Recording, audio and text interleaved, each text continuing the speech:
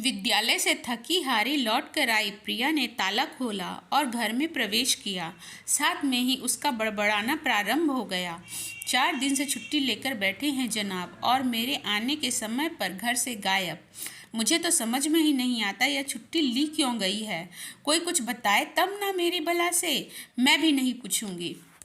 Fridge खोल के ठंडे पानी की बोतल को सीधा मुंह में उड़ेला और वहीं सोफे पर पसर गई। कुछ पल आंखें मूंद कर जब खोली तो मेज पर कोई तह किया हुआ कागज दिखाई दिया। उत्सुकतावश खोला तो पैरों के नीचे से धरती खिसकती हुई सी प्रतीत हुई। यह अविनाश द्वारा लिखा गया पत्र था। मेरी प्रिय प्रिया, हम दोनों एक सूक्ष्म से उद्गम से फूटे हुए निश्चल झरने की तरह साथ चले थे।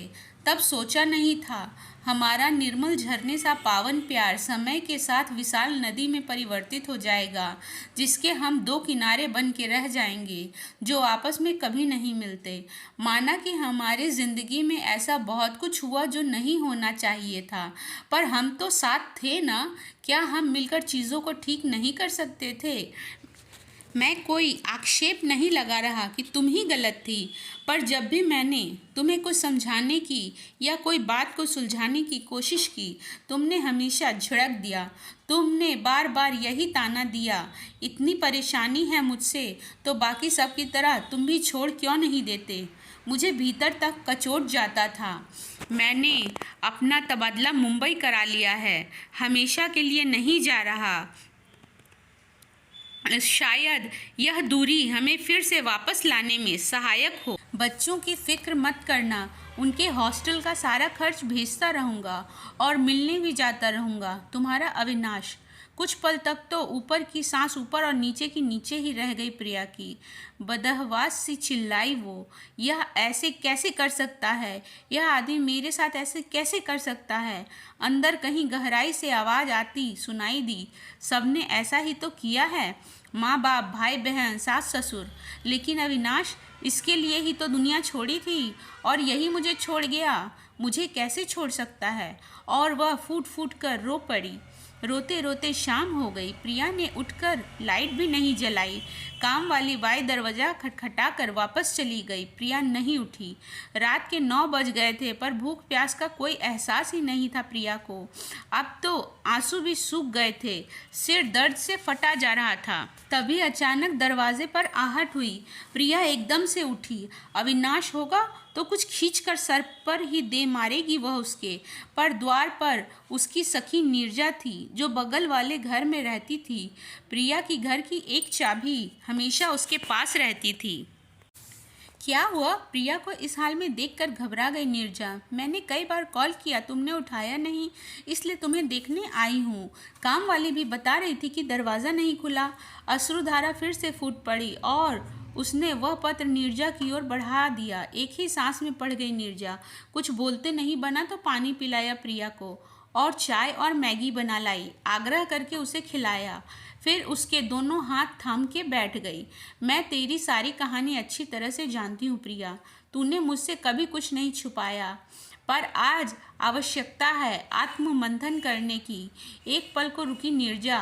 प्रिया ने प्रश्नवाचक दृष्टि उस पर डाली तो वह फिर बोली, जब तू अविनाश से मिली थी तो ऐसी ही थी? मेरा मतलब इतनी कड़वी जुबान। कई बार तो तेरा लहजा मेरे सामने भी खराब होता है, तो अकेले में तो क्या ही करती होगी। नीरजा ने कड़वी बात हंसकर कही। प्रिया कुछ सोच में पड़ गई, फिर अपना बचाव करते हुए बोली, अगर ऐसी होती तो क्या अविनाश मुझसे विवाह करता? यह तो वक्त के थपेड़ों ने ऐसा बना दिया मुझे। मेरे तो अपने माँ बाप ने मेरा साथ नहीं दिया, तो सास ससुर की बात क्या ही करूं? सब मेरे भाग्य का दोष है। और अविनाश, उसने तो साथ दिया हमेशा, फिर भी उसके साथ यह व्यवहार क्यों? नीरजा ने फिर पूछा। क्या खाक साथ दिया? देखो चला गया ना मुझे छोड़कर अकेला। वह फिर फट पड़ी। 2 प्यारे बच्चे और एक इतना प्यार करने वाला पति के होते हुए अगर आज तुम अकेली हो तो इसके जिम्मेदार सिर्फ तुम हो प्रिया। हर किसी को भगवान सब कुछ नहीं देता, पर हम सिर्फ उसके लिए रोते हैं जो हमारे पास नहीं है। जो हमें मिला है उसकी तो हमें परवाह ही नहीं। प्रशंसा की पात्र तो तब होती जब रूठे हुए को भी मना लेती, लेकिन यह ना भी हो पाता तो ना सही। पर तुमने तो उन्हें भी गंवा दिया जो तुम्हारे सही मायनों में अपने थे। इतने बड़े शहर में रहते हुए भी अगर बच्चों को पढ़ाई के लिए हॉस्टल भेज दिया, वह भी तब जब उनकी माँ खुद एक शिक्षिका है। बड़े होकर जब यह बच्चे तुम्हारी परवाह नहीं करेंगे तो भी तुम उनका ही दोष निकालोगी, क्योंकि तुम्हारी नज़र में तुम्हारा तो दोष कभी होता ही नहीं। इतना कहकर नीरजा उठ खड़ी हुई। रात बहुत हो गई है, चलती हूँ, पर अब आत्ममंथन का समय आ गया है प्रिया। 1-2 दिन का अवकाश ले लो और नए सिरे से रिश्तों में फिर से मिठास ढूंढो। सांत्वना भरे हाथ से उसने प्रिया का सर सहलाया और दरवाज़ा बंद करती हुई निकल गई। दोपहर से सोफे पर पड़ी हुई प्रिया उठकर कमरे में आई, कपड़े बदले और निढाल सी बिस्तर पर लेट गई। नींद आंखों से कोसों दूर थी।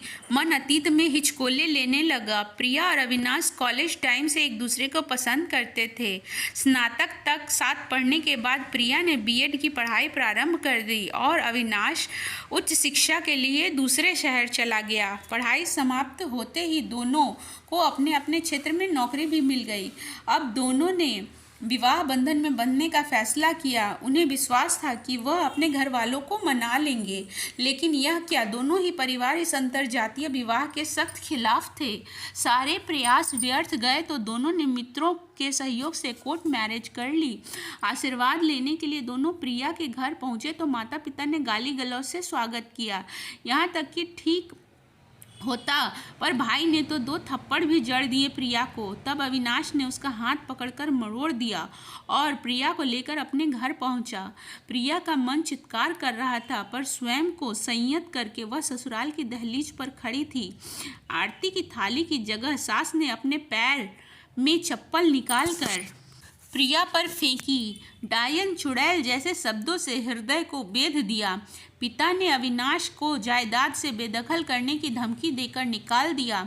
तब वह दोनों होटल में कुछ दिन गुजारने के बाद किराए के मकान में अपने जीवन का नया अध्याय शुरू कर सके थे। दोनों को एक दूसरे का साथ पसंद था, पर अपनों के दिए हुए घाव पर मरहम ना लगा सका। प्रिया चिड़चिड़ी होती चली गई और अविनाश चुप्पी की चादर ओढ़ता चला गया। 2 वर्ष के बाद हंसता खेलता अर्नव गोदी में आया तो दोनों बहुत खुश थे। 1.5 वर्ष के बाद प्यारी बिटिया नंदिनी का भी जन्म हो गया। अब जीवन खुशहाल होना शुरू हो गया था कि एक दिन द्वार पर दस्तक दी किसी ने। अविनाश ने द्वार खोला तो अविनाश के माता पिता सामने खड़े थे। माँ बाहें फैलाए बेटे को समेट लिया तो अविनाश और माँ दोनों ही रो पड़े। पिता भी आंखों में आंसू लिए खड़े थे।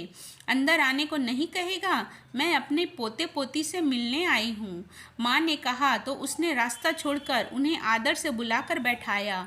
बाहर आती आवाज़ों को सुनकर प्रिया बाहर निकली तो आग बबूला हो गई।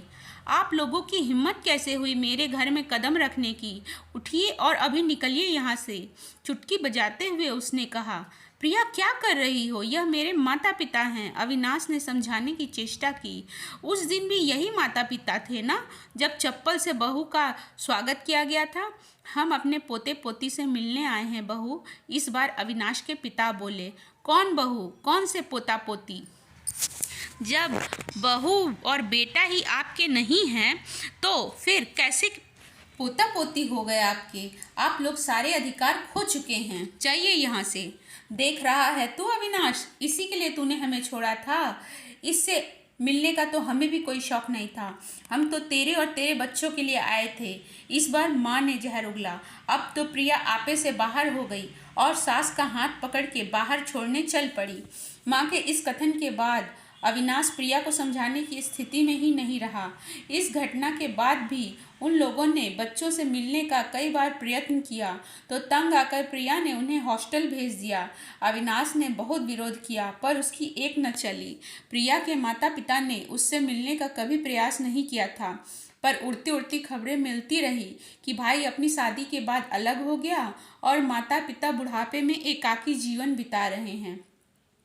इन दिनों बच्चों के प्रति अपराध बहुत सुनने में आ रहे थे तो अविनाश बच्चों को वापस लाने की जिद करता रहा, पर प्रिया का पत्थर होता जा रहा दिल बच्चों की सुरक्षा से ज़्यादा इस अहंकार में था कि मेरे बच्चे मेरा अपमान करने वालों से नहीं मिल सकते। इस लड़ाई में ही अविनाश इस तरह घर से चला गया था। सोचते सोचते प्रिया की आंख लग गई। सवेरे जब उठी तो वो एक निर्णय ले चुकी थी। रात भर के आत्ममंथन के बाद उसे अपनी त्रुटियां साफ नजर आ रही थी। उठकर नहा धोकर गाड़ी निकाली और सीधा ससुराल पहुंच गई। सास ससुर उसे देखकर हैरान थे। वह बोली, मैं साफ साफ बात करने आई हूँ। मेरे और आप लोगों के अहम का जो टकराव है उससे हमारे सारे परिवार पर कष्ट के बादल हैं। आप अपने बेटे और पोते पोती से दूर हैं तो मैं भी अपने बच्चों से दूर हूँ, और अब तो मेरा पति भी रूठ कर चला गया है। कड़वा बोलने वाली उसकी सास की आंखों से झरझर आंसू झर रहे थे, क्योंकि कड़वे बोलों को की कीमत उसने भी खूब चुकाई थी। पल भर में ही सबके दिलों का गुबार आंसुओं में बह गया। अब बारी थी प्रिया के माता पिता की। प्रिया वहां पहुंची तो बिना किसी गिले शिकवे के सबके मन के मैल आंसुओं में धुल गए। इसके बाद बच्चों की बारी थी। देहरादून पहुंचकर बच्चों को भी वहां से ले आई प्रिया। इस घटनाक्रम में 4 दिन बीत चुके थे। इस दौरान एक बार भी अविनाश को फोन नहीं किया था प्रिया ने। वह मन ही मन बेचैन हो रहा था, पर स्वयं पहल नहीं कर पा रहा था। अचानक प्रिया का फोन पहुंचा तो अविनाश ने लपक कर मोबाइल उठाया। उधर से प्रिया की ठहरी हुई आवाज आई, बहुत दुख दिया है ना मैंने तुम्हें, कभी तुम्हारे नज़रिए से सोचा ही नहीं। क्या तुम मुझे माफ़ कर सकते हो? बस एक मौका दो, मैं सब ठीक कर दूंगी। अपने कानों पर विश्वास ही नहीं हो रहा था अविनाश को। अगले ही पल फ्लाइट पकड़ी और पहुंच गया। एयरपोर्ट पर लेने आई थी प्रिया। वह मंद मंद मुस्कुरा रही थी। जब पहुंचकर डोर बेल बजाई प्रिया ने तो अविनाश बोला, कौन खोलेगा? चाबी क्यों नहीं लगाती? इतने में दरवाज़ा खुला। अविनाश की माँ आरती की थाली लिए खड़ी थी। उसके पीछे अविनाश के पापा, फिर प्रिया के माँ बाप भी थे। सबसे आगे खिलखिलाते हुए बच्चे थे। अविनाश का मुंह खुला का खुला रह गया। माँ बोली, वहीं बाहर रुको तुम दोनों, आज तो तुम दोनों की आरती उतारूं। सालों से एक बोझ था मेरे मन पर। सबके चेहरे पर हर्ष उल्लास था, और आज अविनाश को अपनी पहले वाली प्रिया मिल गई थी, जिससे उसने टूटकर प्यार किया था। तो फ्रेंड्स, इसी के साथ हमारी ये स्टोरी यहीं ख़त्म होती है। मिलती हूँ नेक्स्ट वीडियो में। वीडियो को लाइक करें, चैनल को सब्सक्राइब करें। तब तक के लिए